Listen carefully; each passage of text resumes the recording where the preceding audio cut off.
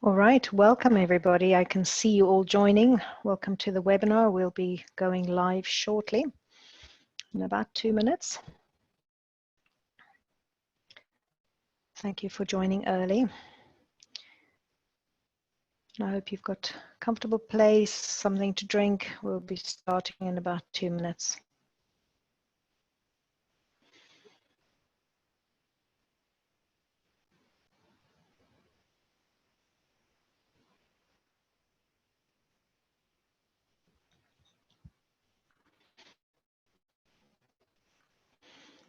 All right, quite a few of you joining. Thank you for some of the chats. Stefan, thank you very much. It's nice to see you guys joining. I'm sorry you're all on mute. We're expecting a large crowd, so it's a bit of crowd control going on in the background. And from Pakistan, Anmar, hi Haley. Nice to see you all joining in. Some from London. Feel free to use the last minute in the chat room just to let us know where you're phoning from. Wow, Spain, Italy, Denmark, Milan. Hope you're all well, guys. Hope you're all in lockdown, but that you're safe and healthy. It's really nice to see Brazil, Stratford-upon-Avon, Austria, Germany. Wow. It's going so fast I can't even see. Finland, Sao Paulo, Milton Keynes. That's just up the road from me. Well done. So it's just gone 2 o'clock, but I see there's still a large number of people joining as we speak. So I'm going to literally just give it 1 minute, holding this space just for the last joiners to join. I don't know if you can see the participants, but we've got 272 people joined at the moment. It's still climbing. So no nerves then for me, which I am a little bit nervous, so while we're waiting. There we go. So it's still climbing. We are just about to hit 300 and we've got a couple of seconds to go before the minute expires. From Yorkshire, I see that, nice, and Russia. Wow, very, very good. It's nice to see such a big crowd of people in the room.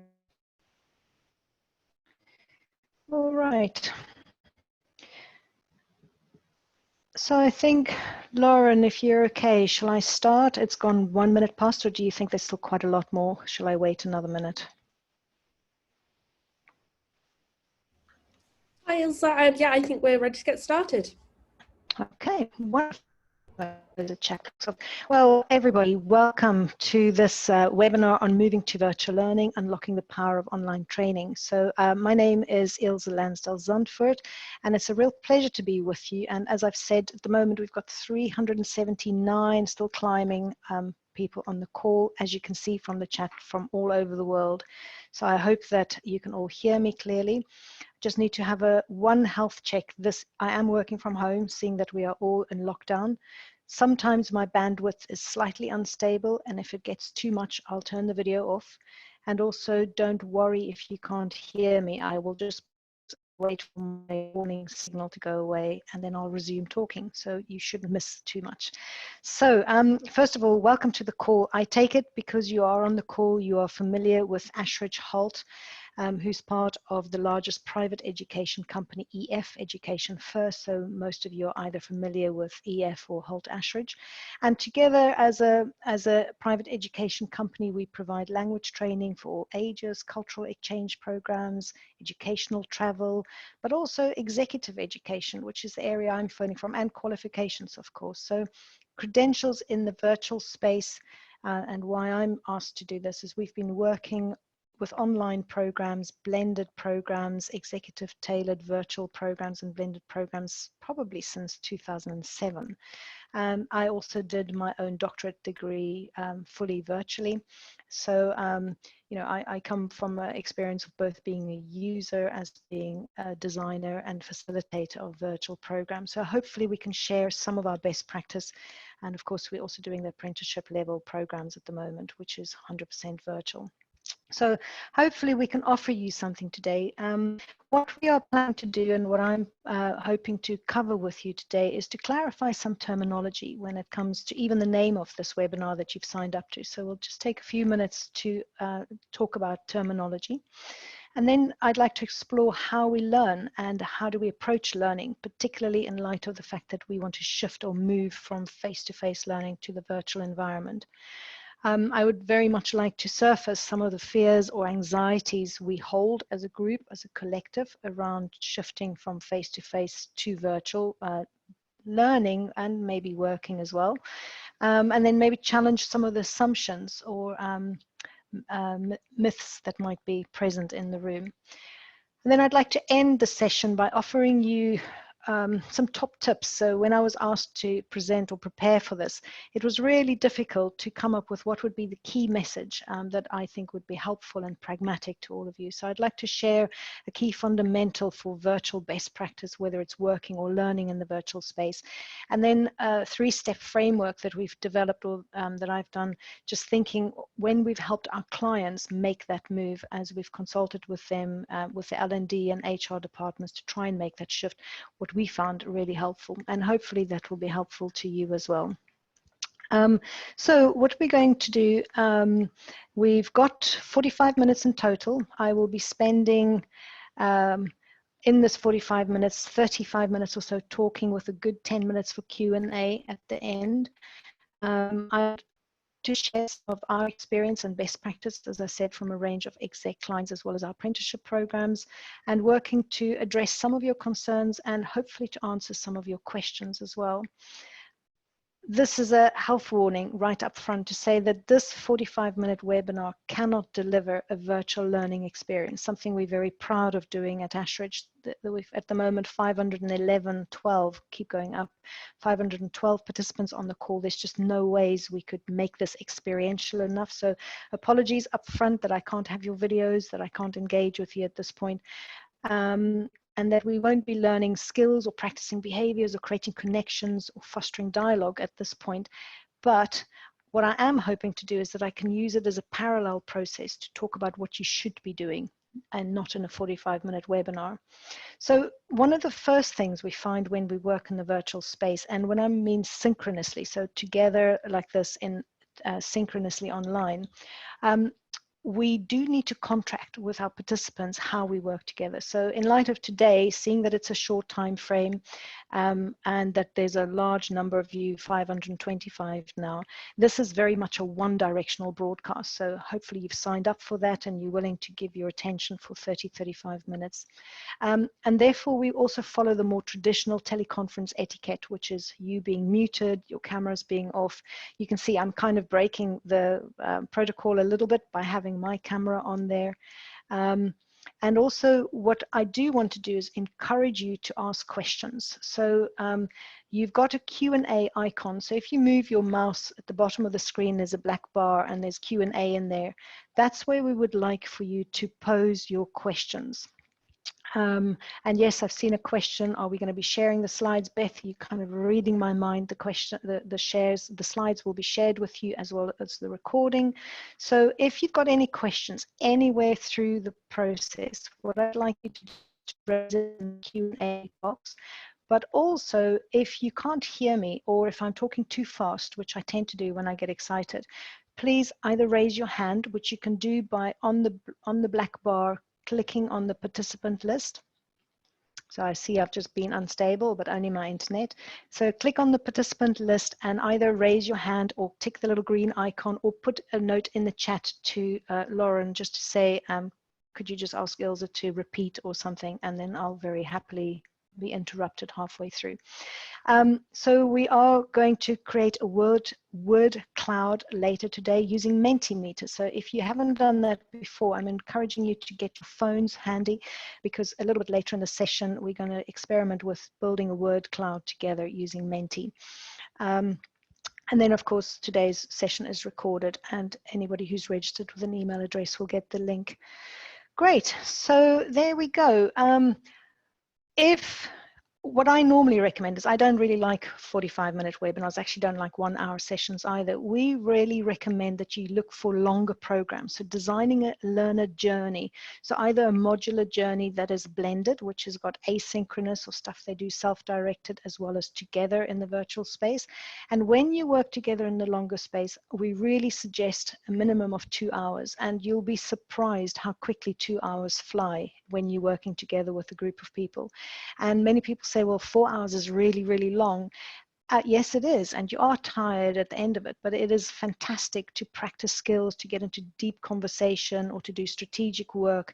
So when you really want to start building behaviors, building awareness, and experimenting together, then I would definitely suggest a session of the length of 3 to 4 hours. You obviously do build in breaks as well, and we'll talk a little bit about that when I get to the design slide as well. And then at the beginning of that, whether it's the long modular journey or the face-to-face synchronous, but it's really important to contract how you're going to work together. And what we do then in the synchronous space is we have to work really hard with participants to get them out of their comfort zone of the traditional teleconference, which means we encourage them to get their voice into the room very quickly.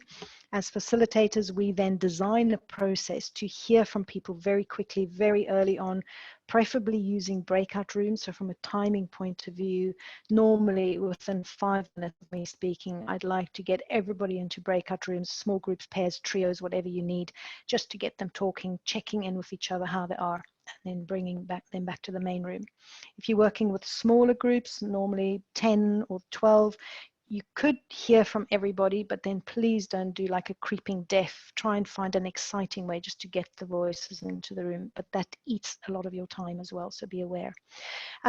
Again, when you've got smaller groups and the bandwidth allows, definitely best practices to keep the videos on. Also talk to people about how they display their screens depending on which technology you use, so that you can see slides and people. And often we just talk without the slide deck, which means you've got this whole pizza in front of you with everybody's faces, which is really nice to see. Also, where possible, allow your participants to stay unmuted so that they can audibly engage. We call this the virtual nod, which is just saying something like, or yeah, or shaking your head or showing thumbs up. It's a really nice way to show the person who's speaking that they are being heard and that together you help each other make sense. And then, of course, using the chat functions, raising the hands, sharing comments, building on comments, etc. So try and make your synchronous work as experiential and as interactive as possible. If you don't know what breakout rooms are, Zoom, for instance, has a capacity to have a breakout room, as does Adobe Connect, WebEx. Sadly, Teams don't, but for Teams, what we do is we create various teams and then just ask people to join a specific team, and that is kind of a breakout room. So it's a really good idea, even if you've got a group of 50 people working together, maybe on a strategy workshop or systems thinking, that you send them into smaller groups where you can really get everybody's voice in the room. And just like in the face-to-face world, you know, your number will depend. 6 is quite a lot. It takes quite a lot of times. 4 works quite well. If you need to do work with practicing skills, pairs or trios work really well. So thinking about how you use that. All right, so that was a bit of how we contract. So now what we're going to do is look at the terminology. And when I looked at the Oxford Dictionary, learning for me is very much more around the experience, whereas training is very much more what we're doing now is teaching. And some of you may use learning and training together. In the virtual field, training normally refers to something like an e-module. So something that's an asynchronous thing where people just go in and they do something online, an online training, or online training. Whereas learning is kind of where we build new skills and have experiences. And then also, if you look at the words online and virtual, some people use them interchangeably to mean the same thing. But you must also be aware that for other companies or for other individuals, online means asynchronous. It means you do it by yourself on your own, like a MOOC, or, you know, a multi-open source thingy. But for other people, virtual means what we're doing now, being together in the virtual space. So just be aware when you speak to each other, to other colleagues as well, that you all know what you mean by the different things. And then, of course, Blended is using a combination of this. So when you've got employees that you want to develop a range of skills, you will probably be using a range of these things. So how do we learn? Well, there's a perceived wisdom that we learn new behaviors through our education and or with incentives, so getting rewarded by doing it, and recently with nudges to help us shift subconscious behavior. So the Fitbits that people are wearing, that's a kind of nudge theory, you know, to remind you that you've got to do your steps and change your behavior. However, all of these things in learning very heavily relies on willpower, which is very much a limited resource, and particularly during times of crisis or when our personal resilience is low, then you know, our learning is possibly going to suffer. And also educational learning, so learning things through education or incentives, does not necessarily change our psychological core, doesn't necessarily change our mind or our attitudes. So consider this, if our bodies change our minds, and our minds, oh, I was closing in here, and our minds is the one that changes our behavior, and then our behavior changes our outcome. So think about it, our bodies change our minds, then our minds change our behavior, and then our behavior changes the outcome, changes the business. Then it stands to reason that when we design learning interventions or opportunities for people to learn, what we need to look at is that we need to look at creating an opportunity for them to practice something new, practice something different, or experiment with new behaviors that will change the core of the person. And that's at Ashridge, we are really keen on having experiential learning opportunities that embodies the change. So thinking about this, when you approach your learning, so many of you, I'm just pausing, many of you are in the face-to-face world. You are looking at the face-to-face world and you're saying, right, how do we have to choose from content to process? So you have to balance what content are you going to put in, how you're going to deliver your face-to-face training. This is no different in the virtual space. The thing that's probably different in the virtual space is you're going to use and I'm talking synchronous virtual space, what we're doing now, you're going to use far less content and much more emphasis on process. However, when you're thinking of asynchronous learning or training more specifically, then you want to probably upload that with more content. So you want to have more of the content sitting there and a different process for them as a learner to engage with that. If you're thinking about planning and emerging, so in the classroom, when you're doing face-to-face, which many of you will be very, very familiar with, you will have a plan. You've got your content, you've got your slides, you kind of know what you're going to do in the morning and afternoon, and you stick to the plan, and you deal with what happens in the room, with what happens with the participants, what they bring to the room. Now, this is no different in the virtual space. If anything, your plan is more concrete because you do really need to think about how long will it take people to get in and out of a breakout room and set up a Menti. So there's more emphasis on the plan, and you also have to stay much more attuned to what's happening to the audience. So are they engaged? Do they seem to be distracted? Are there too many quieter voices? How do I get the voice into the room if people are too quiet, or if there's one person that talks too much and dominates? So you really have to be able to balance all of these. And then thinking about your learner's needs, your employee needs, what it is you want to design. For some of you, it's perfect to play in this bottom left-hand quadrant where the single loop learning happens, because that's all you need. You need to upskill, you need to train them and stuff. So fire and healthy, fire and safety, or, you know, ethical resourcing or stuff like that. Perfect for it to sit there. And that can often be covered in like an e-learning module, which is designed very differently. However, when you're looking to have a mind shift change or a cultural change or a behavioral change, you probably will want to be designing something that sits and plays much more up in that top right-hand quadrant. So question for you is, what's the purpose of your learning? What do you want your employees to experience, to change? What do you need to shift? What do you need to nudge? And then how do you design and play with these 4 parameters? So in doing all of that, there are some basic expectations that you need to meet. So these basic expectations is basically what we've learned from surveying thousands of employees, students, apprenticeships, executives coming on our programs, working with and saying, what do you want from the virtual space, or for it to work for you, both blended, so both asynchronous and synchronous. And top of the list is it needs to be easy to use and easy to access. So whether it's a Zoom or WebEx, or whether it's a learning platform, LMS, whatever it is, make sure it's easy to access and easy to use. The second, not surprisingly, quality is it has to be relevant. The content, the process, everything has to be relevant to them and to their jobs. Otherwise, you're dead in the water. They also want design to be innovative, and they want the content to be innovative. So yes, we do sometimes revisit theories that's quite old, but we need to make it relevant, and we need to maybe present it in a much more innovative design principled way. They are also looking for credibility and expertise in the delivery. And this is no different to the face-to-face world, but it's probably more enunciated or amplified in the virtual space. It's so much easier for things to go wrong in the virtual space. So developing that credibility and expertise delivering with technology is probably what they're looking for as well, or is what they're looking for. And then, of course, they want great quality. And this is not just great quality of a delivery, but it's great quality of content. It's great quality of customer interface, of customer experience.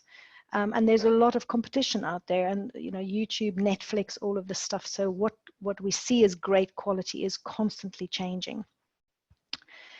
Learners, employees also want a wide range of learning opportunities. So this goes from on-the-job training to strategic projects that they work on, presenting to the board, right through to exams, reading, watching videos, to accommodate different learning styles as well. So make sure you have a range of learning opportunities built into your virtual offering, as well as your face-to-face, obviously.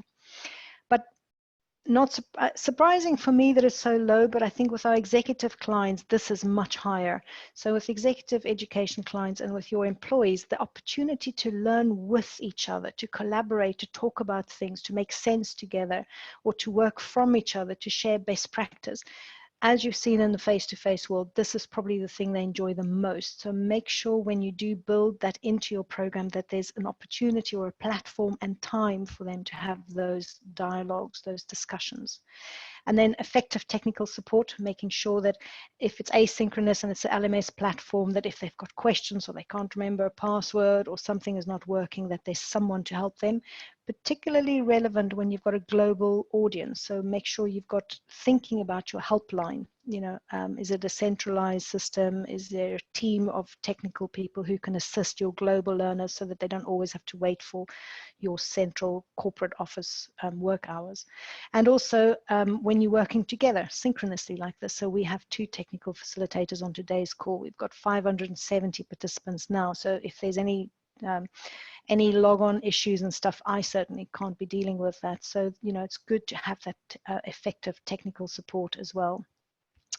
And then the responsiveness is if you ask them to discuss something asynchronously, so you're asking them to think about something and share with each other or prepare work. If they've got questions, send an email to where you directed them to reach you.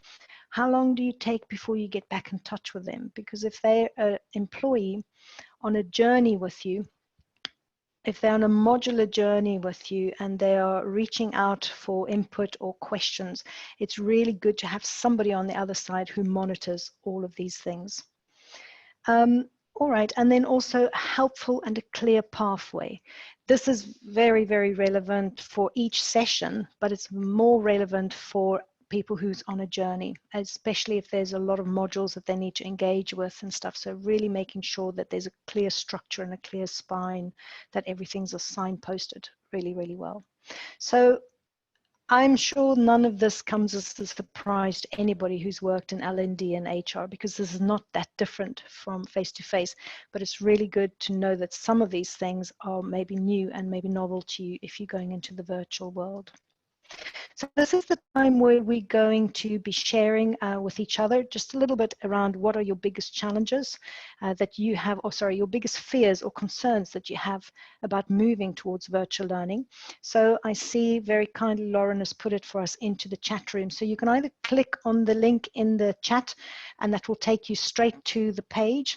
And all you need to do then is enter the code 852923, and there's an option to type as many words as you want just to describe your fear. Try and do one word if you can, because it will then create a word cloud.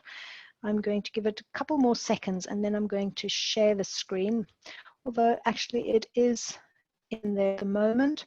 So Kirsty, I see you've put it in the chat. Make sure you put it on Menti for us. So I'm going to just share this with you now, and then we can see what you guys are saying.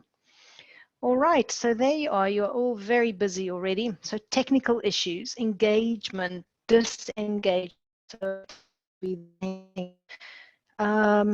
attention, boring, things being boring, interaction, attention, interaction, boring, engagement. So retention, good. Retention is very important when you've got long thing, participation.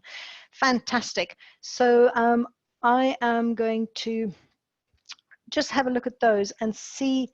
This doesn't surprise me, and it doesn't really matter who the audience is that I do this. Those keywords that you have in there, bandwidth is the other one, so it's like a technical thing, resistance to it. I like that one. So I'm going to just swap back to this one and then share with you some of the things I thought you would say, of which many of them are on there. But before I do that, I want to just think about the word that you put there, or the fears that you've put down there, the concerns that you have. Many of them are rooted in your own assumptions or your own bias around working virtually. Of course, that comes from your own experience virtually. And it's really important at this point to really, the majority of us have not had good experiences with learning and working virtually, and therefore what you see is what you get. So if you're going to go into the virtual space not having had a good experience, my real encouragement to you is to partner with somebody in your organization or outside of your organization who holds a different view, who's really excited about working virtually, who sees the potential, who's maybe got the confidence or the experience, and just partner with them for a while until you've been able to debunk some of your own assumptions and to start seeing the fuller picture. So the challenges you've mentioned, this is fantastic. We'll share the screenshot of that as well in later so that you can have a look at that afterwards. But first of all, I want to say it is possible to create high levels of trust and connection in the virtual space. So there's a misnomer that you can't really connect, or that you need to see each other face to face to work effectively together. Not at all. The second thing is, it is possible to have highly interactive and experiential virtual learning sessions. It just takes some thinking and some creativity. So I see Paul has lost audio connection. Hopefully nobody else has. Lauren, if my audio is bad, do let me know. Also, it is possible to have virtual learning. To have fun in the virtual learning environment, and to have a real mixture of self-directed, collective, synchronous, asynchronous, so you can mix things up a little bit. And then definitely, with virtual learning, you can engage employees' attention for more than 7 to 15 minutes. Many people say, oh, I've read this research and people only concentrate for 2 to 3 minutes. Yeah, that's true when they're surfing the net. But when you design a process that's engaging, interactive, and gets them talking about real things relevant to them, you can keep them busy for 4 hours easily. They're going to be tired, but you can keep them busy.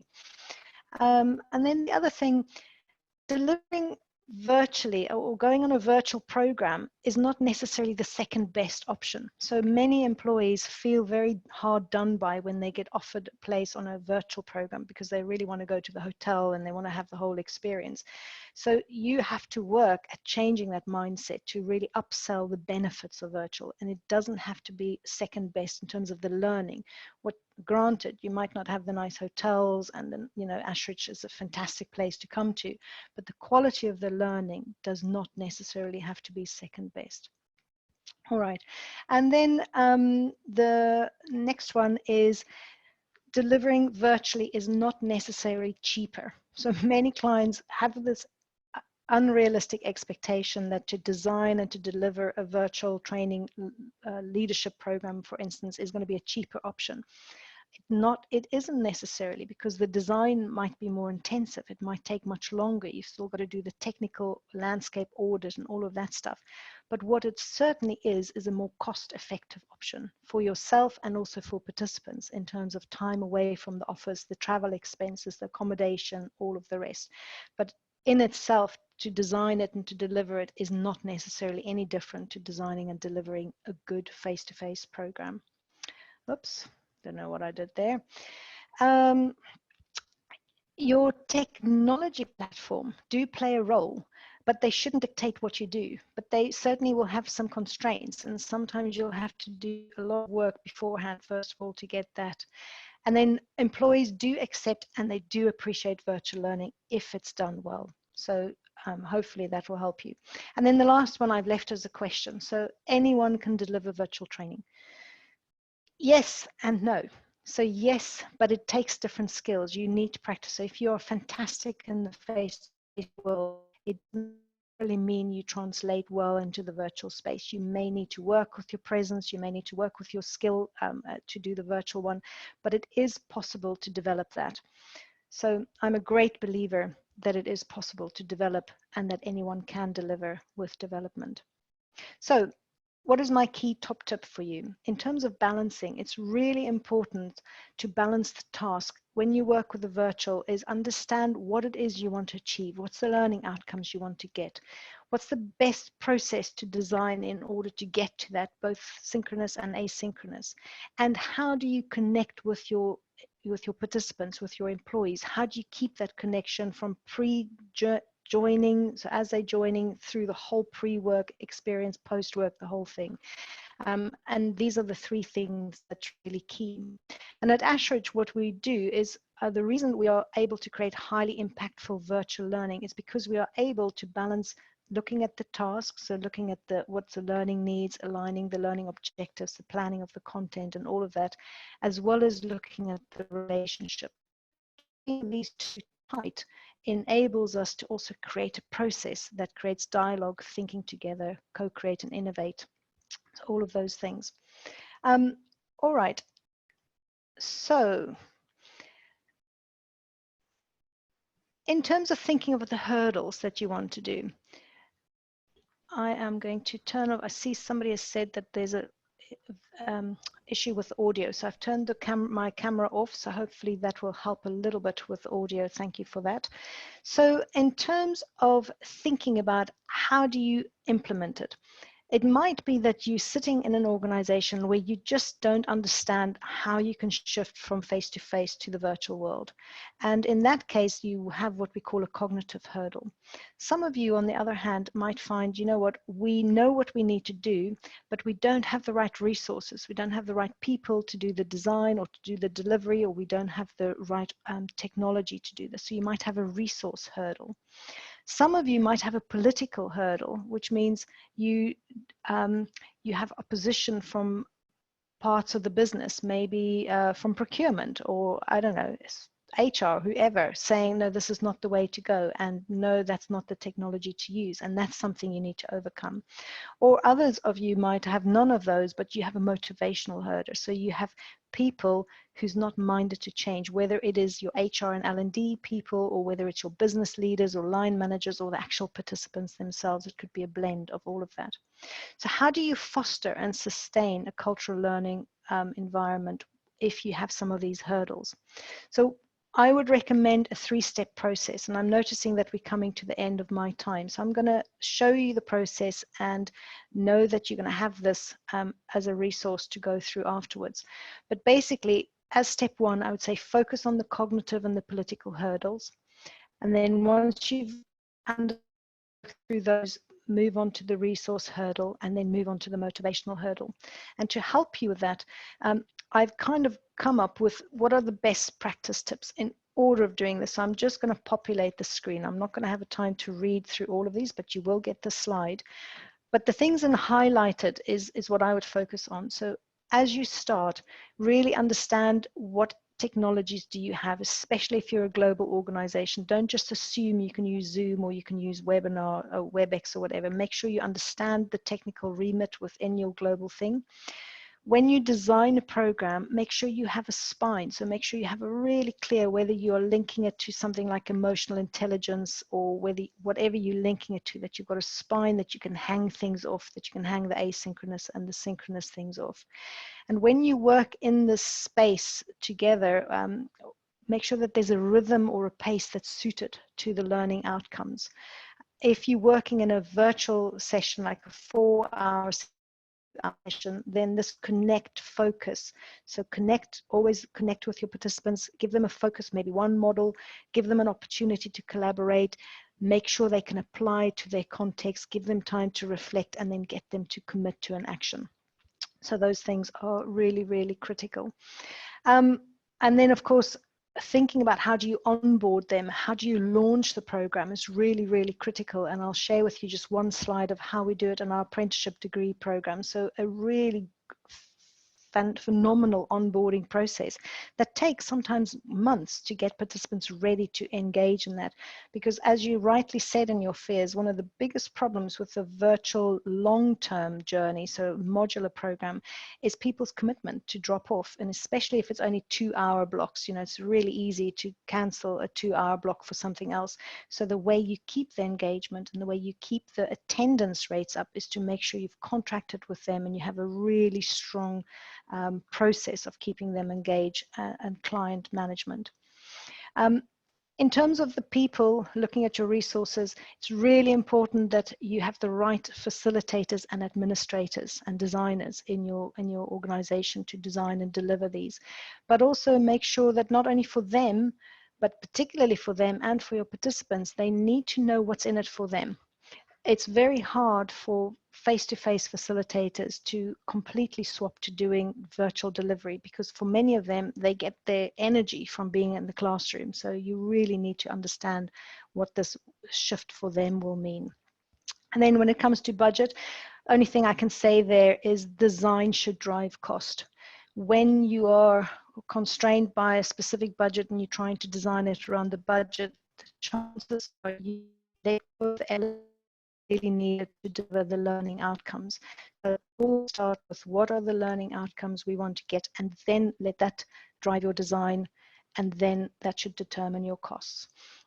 It is really important to understand the real costs associated with that. Includes the admin time, it includes the facilitation time, it includes the time in the back office to make sure you've got the right cohorts joining at the right time for some of your more complicated global programs. And then with timelines is don't underestimate the amount of time that it takes to design and to pilot. I can't stress it enough, with a small group of people to really test out particularly your synchronous elements. And again, with the pilot, blend people who like both who are pro virtual and who are anti-virtual, because you want a good experience. So make sure you pilot it with them. And then it takes time to sustain or to generate engagement, to get people to sign up for these, but it takes a lot of time to get people to stay on board with the virtual program. And if you don't contract with them up front, if you don't make them feel like they're a cohort, if you don't make them feel that they're invested in this program, it's going to be really easy for them to drop off the program. And then you're really going to struggle. And then finally, in terms of how do you communicate, I think the most important thing here is the fourth point, is when you communicate coming on this program, it's a virtual program, make sure you move from telling them about it to contracting with them. And that might mean having focus groups with them beforehand, meeting with their line managers, discussing this program, selling the fact that this is a commitment that they're doing and that it will change their mindset and change their behaviors. Whoops, I'm doing it again. Where am I? Wrong one, sorry guys. And then for this one, ensure that there's relevance for motivation, demonstrate personalized tailoring, and so from motivation, as long as it's relevant and as long as it demonstrates value add, is probably much better for them. And then finally, in terms of empowerment, is have a process that involves your line managers and preferably also senior leaders in the learning journey.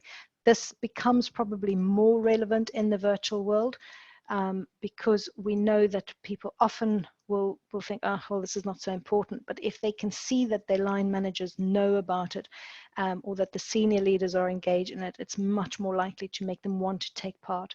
And often in our designs, we work at facilitating an opportunity for dialogue between the hierarchies. So making sure you even think about how do you bring that in, or giving them an opportunity to deliver a virtual presentation to the board or to their senior leaders.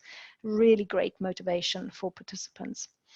All right, and then as an end, as I promised, I would show you a slide, for instance, on board participants. So if you're having people thinking about doing an apprenticeship, it's a very long process. It can take up to 6 months to really get participants from when you speak to the organization, or when you as HR and L&D speak to the business and saying, okay, we're thinking of this leadership program, going through the whole process until the actual participants are in the virtual classroom. That takes a long time, and it takes a lot of dedication, and this is often the bit that we forget about with L&D and HR when we design programs. We kind of spend all the time designing it, and we don't think about the onboarding and that whole internal communication and the fantastic launch. So in the end, as a final thing, is when you design your programs, whether it's blended or face-to-face, make sure that you have a good mix. Make sure it's rigorous and pragmatic. Make sure that it's both flexible and adaptable, that it's relational and relevant, and that it's both situational and contextual. And I mean, this is a great slide, and I could talk 2 hours just around this one, but what it means is that these are key design elements that is relevant for the face-to-face world, but it's equally relevant for the virtual world. And you just have to achieve this technology. So, Hi Ilse, it's Lauren here. Hey Lauren. Hi, and your mic just dropped out slightly on the last point there, so I think it'd be really useful for everybody on the call if you could just repeat the last point. The last point was, thank you, Lauren. So the last point was that this is like a palette that you can play with. And this is really stuff that you would do for a design of a face-to-face intervention as well. And it becomes more relevant when you're thinking about using technology for an online intervention, just to think, how do I create relevance and relationality using technology? How do I make it flexible and adaptable using technology? So that's basically it. It's just saying, have fun and think about these 4 palettes that you need to play with. So Lauren, seeing that you're on there, I've come to the end. I've done relatively well, gone 5 minutes over my time. I do have 5 minutes. What have you got for us in terms of questions? Do I click on the Q&A and have a look there? Yeah, so if you just want to go through the Q&A, there's lots of great questions that we've received. Feel free to pick them and answer them as you would like. All right, so what I will do, I might not get a chance to go through all of these online. I'll answer them as long as people are on the call, but I also will answer them typed an answer. And Lauren, I believe they'll receive my typed answers as well then, won't they? Yes, we can make sure that they're shared with the people who've been asking the questions. Fantastic. So if you do need to drop off early and I haven't answered yours, then just look for that. So a question for later. Bigger anxiety is with returning from virtual back to face. I can see how the world's learning really well now to engage virtually and the environment benefit that comes with it. But our business model depends a lot on face-to-face. Afraid this is a question I discussed with the client this morning. I agree, and I think this COVID-19 crisis has helped the plight of technology and learning virtually tremendously. So many companies are realizing that they're not set up correctly to work virtually. And also they're realizing that they can work virtually and that people can actually be productive and enjoy. So I do think we're going to see a lot of changes as a result of today, and certainly happy to help you think about how do you get more prepared for that. Another question from Meg is, what's the ideal size of a group to make this way of working experiential? Meg, it depends. We work with groups up to maybe 35, but then we have at least 2 faculty on the call with a technical facilitator and go into breakout rooms and work for 2 to 4 hours. If you are by yourself and you don't have a technical facilitator, I would say a group of 12 is probably a good optional thing. Hope that answers it. Anonymous question: how do we encourage the less motivated students who tend to switch their cameras off and check out during the virtual class? Oh, great question. So this is the kind of thing you need to ask yourself. You need to have little quizzes built in, or you insist that they have the camera on. Say, this for this session you have to have cameras on, or put them into breakout rooms. I often do a pop-up where I see the names and I pose a question, and I do this a lot more with undergraduate or postgraduate students, and I say, right, Ron, what do you think about this? And then you throw the questions out, so you constantly keep them in there.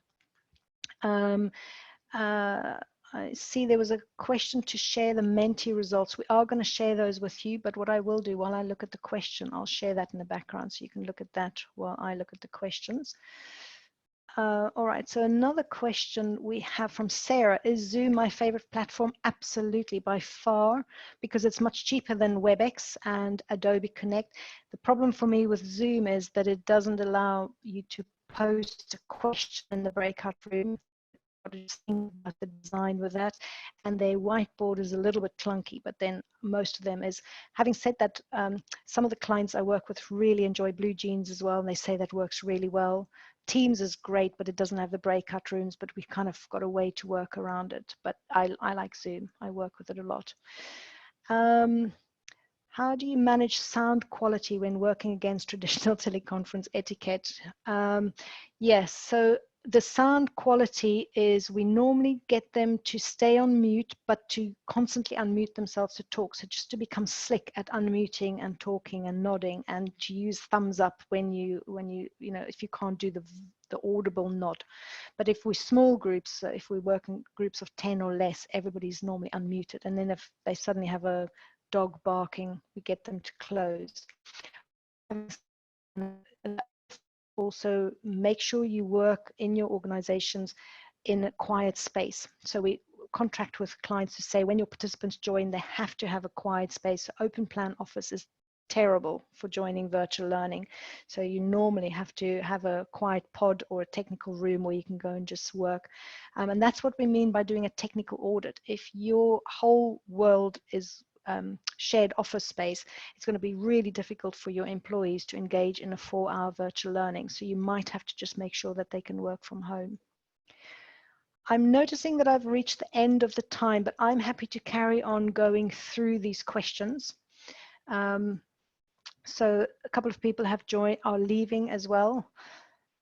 So for those of you who do have to go, thank you very much for attending. I will continue to answer questions until everybody has gone, but I will also type in my answers for the rest of you. So thank you for joining, and I'm so sorry you couldn't speak to me.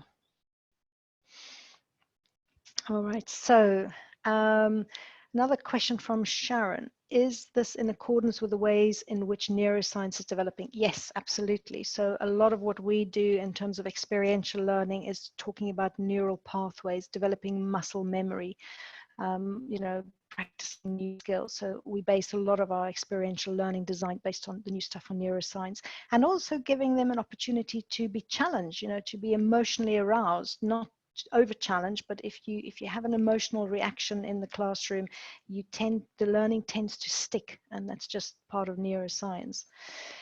Can you elaborate on the double loop learning process and provide an example? So Alison, double loop learning is when you design a program that tests people's assumptions that they hold about something. So if they have an unconscious assumption around a bias or a gender or something, you give them an experience that checks their own assumption about something in themselves or something in others. And then through discussing it and reflecting on the fact that the data that they're getting back in the experience doesn't quite match what they thought they were going to get, and if you get them to reflect on it, they can often readdress that assumption. They can check their own bias or their own assumption because they become conscious of it, and they can consciously choose to change it. So that's why we do quite a lot of experiential programs like this. And then I have a question from Anna, just sliding down. Lauren, feel free to stop me anytime, but I'll carry on. How should we manage people working in subgroups? Do we need to have one facilitator per subgroup? How do we bring them back into the common session on time? So the lovely thing with Zoom is you can automatically bring them back. When you close a breakout room, it sets to give them 60 seconds, and then it pulls them, literally brings them back into the big space. So it's so much easier than the virtual world. You don't have to chase them. And sometimes we do have facilitators going into the breakout room, especially if they're doing things like thinking about strategies or practicing strategic skills or some difficult conversations. They might have an actor with them. But many times we also just give them an exercise and give them the time to go and speak. So we do like a virtual walk and talk where they go in pairs and they have a conversation. So sometimes it's facilitated and sometimes it's not. It's really important to say that we never ever record the breakout room. So that's a private space. It's a space where they can talk without being recorded, and we always contract about recording the session in plenary. So you don't have to record. You can also turn the recording off. When you say interactive, what other methods and then discussions, breakout rooms, polls, and virtual flip charts? So we, Stefan, we often have simulations, so business instance, you know, where you run your own company. You can play that collectively at the same time, or you can play it over time. We have our leadership experience, which is our flagship program, which involves events happening. They're running a company. It's a real immersion simulation. They get interviewed by journalists. People barge into their virtual office and chat it, you know, that kind of stuff. So that kind of simulations. Two very straightforward ones where, you know, they have to collaborate to solve a puzzle in the virtual space. So we do use quite a lot of experiential stuff that we use. And then, of course, virtual reality is something that we are looking into. And as virtual reality is becoming cheaper going forward, I'm really excited about that space, because it does mean we can begin to use that as well going forward. But at the moment, it's still a little bit expensive. So what is the best way to challenge negative assumptions from other people when booking virtual training courses? The best way is for them to experience something great, which is why it's really important, if you're going to launch this internally, that you make sure you do it really, really well, or you work with a partner to help you design and deliver the pilot so that that's excellent. So once they've experienced it once, that can probably convert them to being, and then to give a voice to your champions, so other people who have experienced it, give them a platform, make sure they convince the others, because sometimes they like to hear it from colleagues and not from HR. Would you have a good... Ilse, we have a list of all of the questions that have come in, and as you said earlier, we'll make sure that you get all the questions so that they are all answered today. And as you mentioned earlier in the webinar, we'll be sharing the recording along with the word cloud answers that came in. So yeah, if you just want to maybe answer one more question, and then we can allow people to get back to their fun day. Perfect. Well, I've just answered Lisa's in the chat, which can blended learning include face-to-face too? Absolutely. That's a good way of doing it. So absolutely. So it was a pleasure to have so many of you on the call. Thank you for the rest of you who still stayed to the end. I will make sure I go through all these questions. This has been informative. So thank you for your time. If you want to unmute them so they can say goodbye, I'd really appreciate that if it's possible. They can just shout goodbye.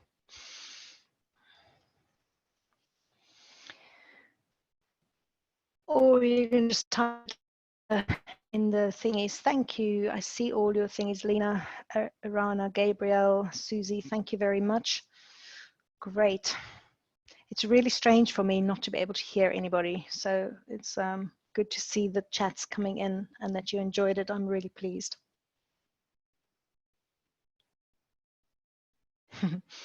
Good, nice to see all the chats. And Lauren, it looks like my internet held for most of it, which is also really good news. That's great. Thank you again for participating today, and to everyone who joined us.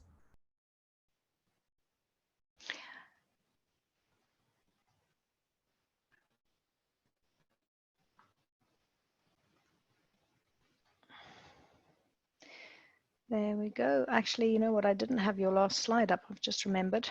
I've been naughty.